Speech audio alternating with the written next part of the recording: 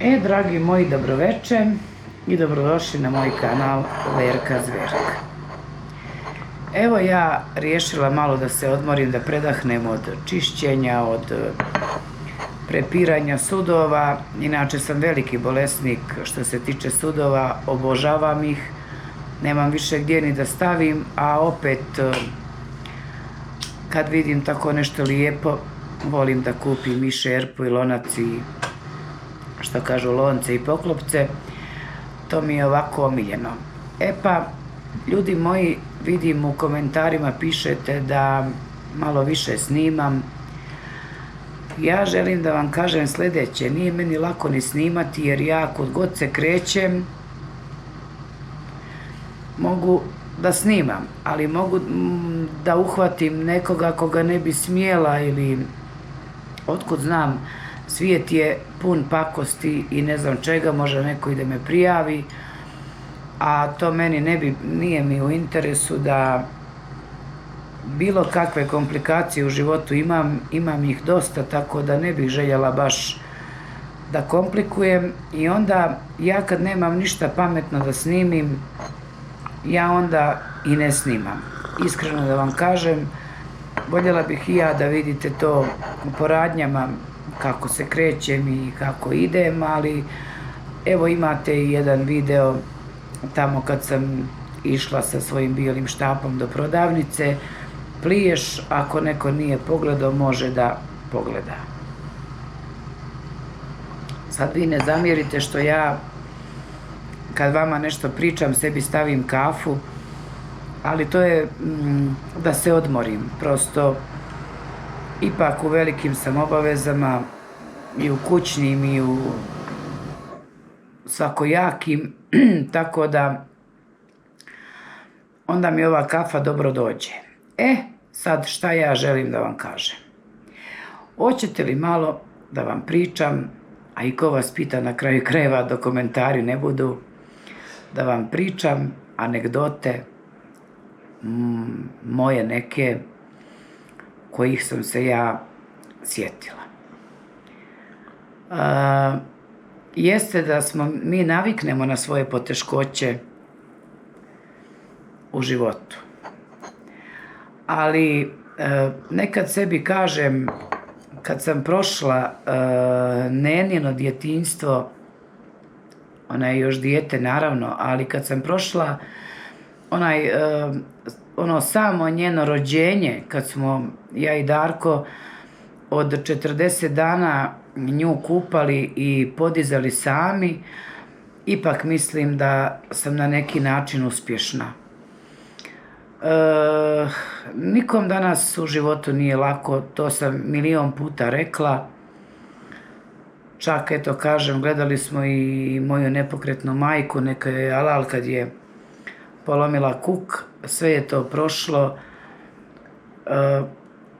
Svjedoci postoje kako je moja majka pažena od nas dvoje. Sad, da pričam šta sam sve u životu postigla i zašto sam se sve izborila, ne mogu. Ipak, neke stvari treba ostaviti iza sebe. Dosta je toga teškog bilo u mom životu, ali je to prevaziđeno. Sad, šta vam želim reći?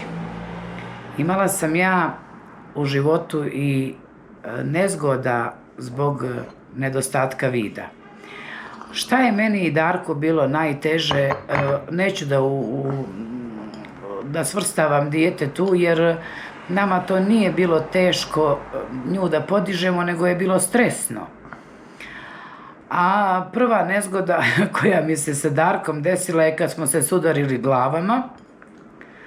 Darko inače brzo i naglo nekako hoda i sad nismo se čuli, vjerovatno, ne znam iz kog razloga je to bilo, i kad smo se pukli glavama, znači ja sam mislila da mi je pukao sinus, jer su mi išle četvorostruke suze. I još jedna nezgoda što smo ja i Darko imali, ali smo bili stvarno puno gladni. To je bilo, znači krčala su nam crijeva Otišli mi jedan put u Šabac, nije se Nevena bila rodila i naravno mi smo se kretali kao i uvijek sami, pričala sam i po Zlatiboru i svuda, na sve strane. Sad ja i Darko smo otišli u Šabac i došli smo u to neko šetalište tamo. Davno je to bilo, kažem opet, prije Neveninog rođenja. I mi smo osjetili da miriše roštilj, jer smo mi iz kuće, znači kod Celjeve, otišli za Šabac rano da pozavršavamo neke obaveze i nismo doručkovali. I sad kafa za kafom i normalno ogladnimo. I sad smo došli pored jednog grila, da kažem, eto gril, znači roštilj, i kako je sve jedan objekat do drugog, nama je mirisalo čitavo šetalište, a mi u stvari nismo znali gdje se tačno nalazi to. Ja kažem, Darko, ovde je. Mi uđemo, dobar dan, jel ima ovde roštilj? Kaže, ovo je banka. Krenemo dalje, sigurno je ovde, nanosi miris, to je sačuvaj Bože. Mi tamo, kaže, mjenjačnica, mi tamo butik. Jedva smo mi našli tu roštiljnicu, znači da jedemo, ali mi to sve na kraju okrenemo na šalu. Jes nam bilo teško u tom momentu, ali mi to okrenemo na šalu. Ali sve je to dobro dok je dvoje ljudi. Ali kad nas je više, brate mili, kad nas je više slijepih, tu ima baš dosta šale i dosta interesantnih stvari. Sad kad bi neko nas, na primjer, posmatrao, rekao bi jadni. A nismo jadni, bre ljudi. Sa svačim se čovjek u životu bori. Mi smo otišli kod naših prijatelja u Beograd, neću da ih pominjem, bojim se da ne bi mi zamjerili. To je ono zbog čega vaša Verka Zverka ne može da snima non stop. Ja prosto ne volim da se neko nađe uvrijeđen ili ne znam, da mu bude mrzno ili mrsko što sam ga pomenula i zato onda ne smijem u nekim situacijama ni da pominjem ljude. I mi smo bili kod njih u Beogradu i sad su oni nabavili društvene igre. Bilo je to Ne ljuti se čoveče i to je Ne ljuti se čoveče za slijepe. Znači tu imaš da osjetiš one kućice i ne znam šta, ali bogom meni to nije mnogo pomoglo. Zato što sam ja sve pijune rušila i onda ne znam čija je čija kućica. I onda oni kažu, a ovo je moje, a ovo nije tvoje polje, a ovo, vjerovali ili ne, imali smo, ja mislim, 4 kockice koje smo bacali i nama te kockice ispade jedna, druga, treća, četvrta, nemamo više kocki. I sad smo mi svi polijegali ispod stola, naš 4, da tražimo kocke. Ruke nam se sudaraju, glave. Znači, ali mi se smijemo, nama je to mnogo interesantno i smiješno. Znači, ima ljudi koji kad nestane struja, jao, ništa ne vidim, jao, šta ću, jao, kako ću. Sad, skoro je bilo nestalo struje u Pljeljima, pa nije skoro, možda ima jedno 3-4 mjeseca i totalni mrak u čitavom gradu. I ja sam stavila objavu na Facebook, pošto nema struje, da li treba neko, možda vodiča, da ga ja povedem, da vidite malo kako je kad vas neko vodi. I tako nekad sam ranije tati za neke, kad su bile restrikcije struje, pa ja sebi pravim sendviča, on kaže, šta to ti radiš? Kažem, jedem. Pa kako jedeš? Šta si uzela? Rekao, uzela svašta, napravila sendvič. Pa napravi i meni. I moj običaj da kaže, majku ti tvoju, napravi i meni. I tako da, eto ljudi, prolazimo kroz sve i svašta. Prolazimo, nekad, eto, pričala sam, ljudi pitaju zašto idete kad ne vidite, zašto radite ovo, zašto se krećete, ljudi zapinju za naše štapove, ali šta ćemo mi, to je sve život i mi imamo pravo da živimo kao i svi drugi ljudi na ovom svijetu. Sad i mi smo slijepi različiti, neko ima pa se bori, pa na sve načine gleda taj život organizuje, da ne zavisi ni od koga, da dobro je kad ima i ove tehnike ko može da priušti sebi da kupi. Ja sam pričala o nekim videima da smo mi imali i govorni toplomer kad je Nena bila mala zbog temperature i kako me je doktor naučio za sirup kako da dajem znači jedna kašičica i jedan špric. I onda je meni bilo lakše sa špricem nego sa kašičicom, jer sa kašičice tečnost može da mi se prospe i onda ja ne znam tačno koliko je dijete popilo. Sad ima još jedan problem koji slijepi teško prevazilaze. Ja prva, ja sam inače u duši seljak. Ne znam kako da vam kažem, a da ne uvrijedim ljude sa sela. Ali ja sam nekako iz naroda. Meni ništa ne smeta, ništa mi nije neobično. Da li neko uzme rukom da se pomogne kad jede, da li nama, ja sve kažem, sačuvaj Bože ko je izmislio sad ovo tanko sječenje ko salveta, brate. Znači nama je teško da na viljušku nabudemo paradajz. Zato što ljudi sjeku tanko i okruglo. I sad, šta se dešava? Mi kad taj paradajz, to naravno kad smo u društvu mora da vodimo računa, kod mene se to deblje sječe iz tog razloga. Znači mi uzmemo paradajz i nabodemo na viljušku. Ali mi, dok donesemo do usta još ako je paradajz mekan pa prezreo, nama taman što zinemo onaj nam paradajz u tanjir, trap, i sve nas poprska. Znači, ljudi moji, ja ne znam, ranije su se lubenice jele rukom, ja koliko znam kod mojih, a moji su bili dobri domaćini, to ne može niko da porekne. Jelo se, brate, rukama, lubenicu uzmeš, grizeš, da ti je slatko, da ćaptiš.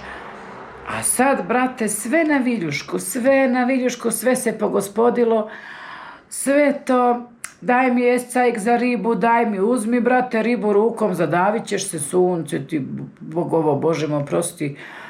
Znači, ne znam, eto tako, to su te neke naše nezgode. Ja sad ne znam koliko je ova moja priča vama interesantna. Vi pišite meni u komentarima ako vas nešto zanima ili otkud znam ja. Kod mene možete da dobijete odgovore bez ustručavanja.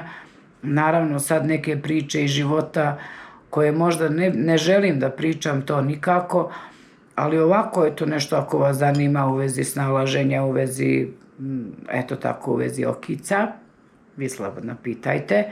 Meni to apsolutno ne smeta. To sam malo htjela da vam ispričam i šta želim sljedeće da kažem. Ovaj kanal jesam otvorila da, eto, malo ljudi vide da nismo mi svi isti, kao ni vi što vidite, kao ni mi što ne vidimo. Znači, neki se snalaze bolje, neki lošije. Ja ne želim sebe da ističem ni u kom smislu, ali eto, htjela sam prosto da malo se ljudi upoznaju sa nama, da ne misle da smo mi bauci, da mi normalno funkcionišemo, odemo u apartmane, na Zlatibor, na more, znači u prostoru se odmah snađemo, zapamtimo gdje je šta. Ja te stvari ne mogu da objasnim, to je valjda po osjećajima, po nečemu, ne znam ni ja po čemu. Tako, znači na mom kanalu neće biti prozivanja, prepirki, ne znam čega. Ja prosto ne želim ni s kim da se svađam ni da se prepirem. Ljudi su danas dosta pakosni, to i vi sami znate. Ja ću da gledam moj kanal da održim. Kad bude nešto pametno, ja ću da snimim. Opet se zahvaljujem Nedžadu, koji je stvarno da mi je rod rođeni. Taj čovjek mi je bio u kući, ja bi poželjela opet da dođe i opet da progovorimo i opet, jer takav čovjek rijetko se rađa. Eto, gledala sam i sinoć je radio neki live i opet je pominjao da zapratite moj kanal. Prosto me više sramota da idem na njegov kanal da stavim bilo koji komentar, jer čim napomenem odmah Jusuf stavlja link, Nedžad priča, da zapratite i onda me stvarno više sramota. Želim da pozdravim Mladena i Kamiondžiju i oni su se stvarno potrudili, ljudi u mom samom početku, da mi daju podršku. Mladen mi se i sad nekad javi na komentar, znači sve ih puno pozdravljam. Pozdravljam i sve vas, opet ponavljam, koji ste me zapratili i koji ćete me zapratiti. Hvala vam, ništa vas ne košta, a eto, taj pratilac meni znači. Tako da želim sve da vas pozdravim, da vam se zahvalim na sve vaše divne komentare, na svakoj vašoj dobronamjernoj reakciji, na svakoj vašoj sugestiji. Eto, ako imate neke predloge, vi pišite u komentarima. Ja se, kao i što vidite i sami, trudim da odgovorim na svaki komentar. Ako ja nešto radim, diktiram Darku, pa on, inače je on tehnička podrška. Tako da, znači, želim opet sve da vas pozdravim i nadam se da mi neće zamjeriti gospođa Mit Iva, pošto je u početku ona stalno se meni javljala, nešto je u zadnje vrijeme nema. Želim da je pozdravim i nadam se da je dobro. Eto, ljudi moji, toliko od mene. Hvala vam svima još jednom. Ako vam se dopadaju moje priče, moj rad, moje sve, vi zapratite, lajkujte, pretplatite se, što kaže Nedžad, šerujte i tako to. Eto, sad se meni kuva krompir u ekspres loncu. Danas ću da pravim restovani krompir, već sam rekla da je božićni post, pa eto, treba se Bogu moliti i bar to je moje mišljenje, ipak postoji nešto. Tako da, ljudi moji, toliko od mene. Ja nastavljam sa mojim čišćenjem kuće, prepiranjem ovolikih sudova, prašine. Ipak se približava i slava Sveti Nikola. Mi to slavimo, ne nešto pretjerano, ali da se obilježi, eto, da se zna da slavimo Svetog Nikolu, jer su slavili i moji, slave i Darkovi, ali pošto su oni daleko, onda mi to, eto, obilježimo na neki skroman način. Sve vas volim i pozdravljam, pa se čujemo u nekom narednom videu. Hvala ako ste imali strpljenja da saslušate ovu moju priču, pa eto, vidimo se. Ćao!